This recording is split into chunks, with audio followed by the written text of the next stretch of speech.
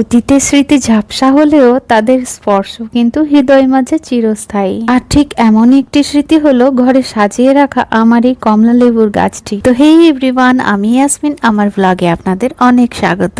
সেই কলেজে যখন পড়তাম তখন কমলা লেবু ধরে থাকা এই শোপিসটি কিনেছিলাম। খুব পছন্দের একটা জিনিস, তাই বিয়ের পরে এটিকে সঙ্গে করে শ্বশুর বাড়িও নিয়ে গেছিলাম। ভালো লাগা মানেই তো ভালোবাসা, তাই আবার এটিকে সঙ্গে করে শ্বশুর বাড়ি থেকে নিয়ে এসেছি আমার এই ভাড়া বাড়িতে শোকেজের ভিতরে এক কোনায় পড়ে ধুলো ধালা খেয়ে এটি হাহুতাশ করছিল, তাই মেয়েকে কাজে লাগিয়েছি এর যত্ন আত্মিতে। এক্সাম তো নেই, এখন পড়াশোনা শেষ, বাড়িতে ফালতু বসে থাকলে উৎপাত করবে। তাছাড়া ও এসব কাজগুলোও ভালো পারে। হাত থেকে মোবাইলটা কেড়ে নিলেই বসে পড়ে রং তুলি নিয়ে। আগে ভীষণ উৎপাত করতো এই রং তুলি নিয়ে, এখন মেরে ধরে ছাড়িয়েছি। পুরানো যে রংগুলো ছিল সেটা দিয়েই বললাম এই চটে যাওয়া রংগুলোকে আবার নতুন করে রং করতে। হয়েছেও বেশ ভালো, দেখুন। আরো বেশ কয়েকটা কমলা ছিল, তবে বাচ্চারা খেলতে গিয়ে এগুলোকে ছাড়িয়েছে। পাতাগুলো প্লাস্টিক আর এই কমলাগুলো থার্মালের। কয়েকটা পাতা হারিয়েও গেছে। সে জাগে যে কটা আছে তাতেও ভালো মানিয়েছে। আমাদের জীবনের সম্পর্কগুলোও ঠিক এমনি, জানেন, যত্ন না পেয়ে পেয়ে মান অপমানে একদিন সব নষ্ট হয়ে যায়।